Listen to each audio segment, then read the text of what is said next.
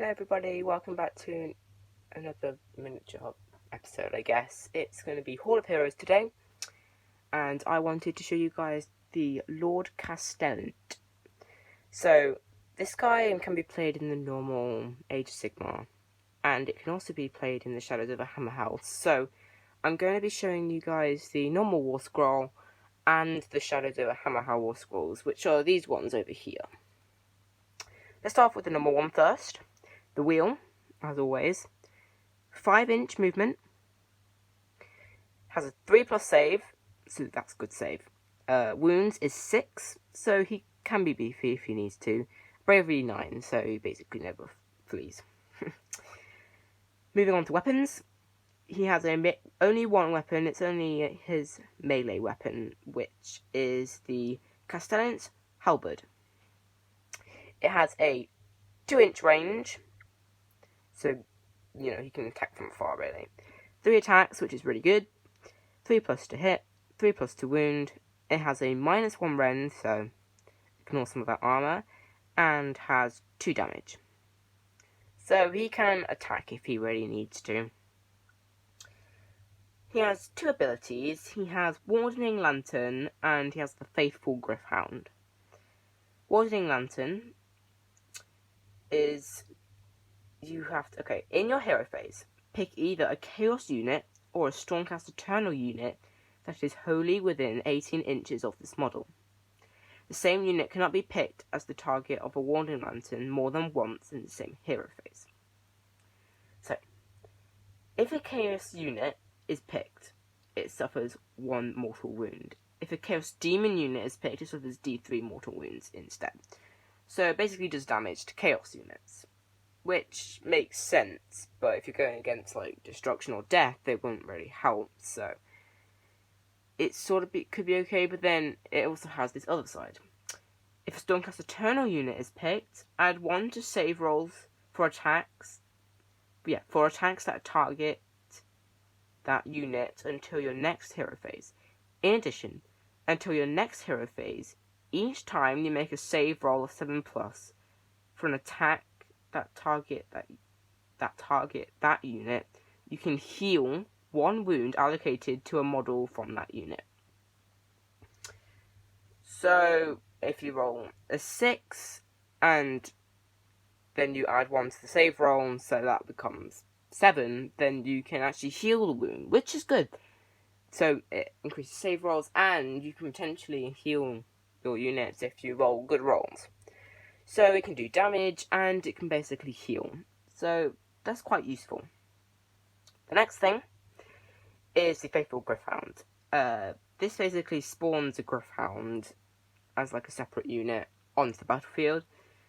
The first time this model is set up on the battlefield, you can call a Gryph-hound unit consisting of a single model to the battlefield and add it to your army. Set up the Gryph-hound wholly within 3 inches of this model and more than 9 inches from an enemy unit. So, I have the Gryph-hound right here.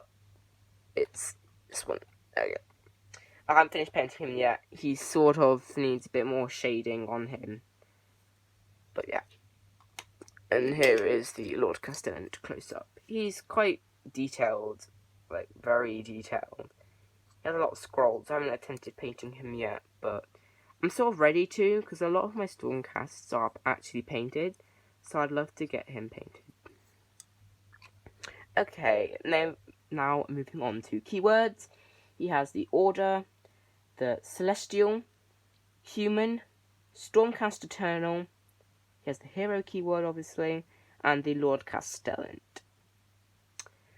So now, moving on to the Shadows of a hamerhal. Okay, so the Shadows of a hamerhal is a bit different. You have these dice, obviously, at the top.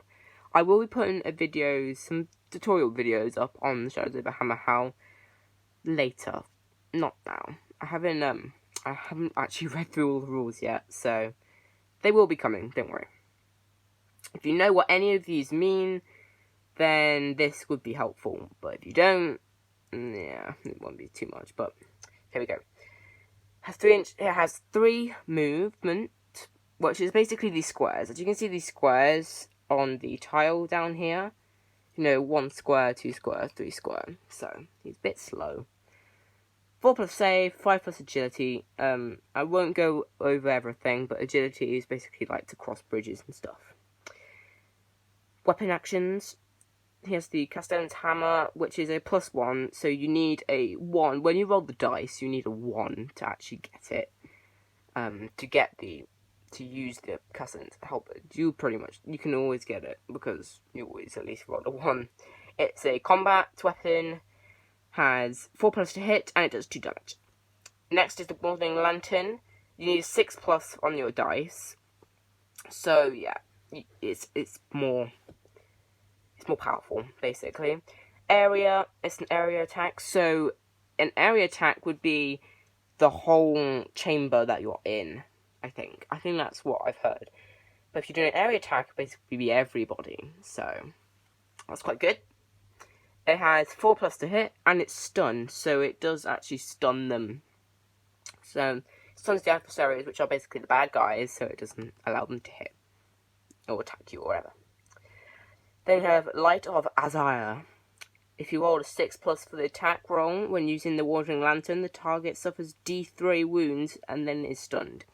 So, does more damage if you attack with the lantern over here, if you roll 6 plus. That's one of the abilities. The next one is Healing Light. Put the hero dice here until the end of the round. When you remove the dice, remove a wound marker from all heroes in the party who are on the board. So, it heals, but as you can see here, it has a 6 plus. So, you need a good dice. So, you take one of the dice that you roll, and you put it in the box down here. And then you can heal wounds. Traits. He is Celestial and Unrelenting. It's a bit like the keywords, but they call them traits. His Renown is, if you stun 3 or more adversaries with the Wandering Lantern in your turn, get 1 Renown.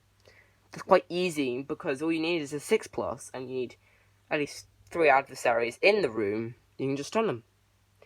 So, he's quite simple. He also gets the Gryph-hound. The Gryph-hound's called Archimane, I think. And he has his own sort of war scroll in this. But basically you have to find him. So the Gryph-hound has 5 movement, 5 save, 3 agility. Weapons is Savage Beak. You need at least 4 for that.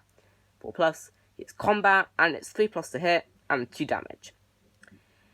Then his other weapon is a Razor Sharp Claws. Combat, 4 plus to hit, and 1 damage. You only need a 1 for that, so you could always do that. His first ability is called Guardian. Let me see if I can zoom in a bit better. There we go. An adversary cannot choose to attack another hero if they are adjacent to the Gryph-hound. He must be the target of their attack, or no one can be. So that's good. You basically protect people. The Gryph-hound is always a companion and can never earn renown, or be given gold, treasure, artifact cards. See page 48 of the guidebook. So yeah, if you have the guidebook, you can look at that. That's the companion ability. Sorry, yeah, companion is the one. He can't actually get gold. He can't get renown. He can't level up. Basically, he's just like this. His traits, though, he does have traits. So basically, keywords: Celestial and Unrelenting. So he's basically the same as the what's it called? Lord Castelent. Thank you for watching. This was another Hall of Heroes and a Shadows over hamerhal. It was sort of a combination. I didn't want to do a Hall of Heroes for Lord Castelent, then do the Shadows over hamerhal. I just wanted to smush them all together. So I've done the normal war scroll and the Shadows over hamerhal. So thank you guys for watching. Thank you for the support. Remember to like, subscribe, and I'll see you guys next time. Bye.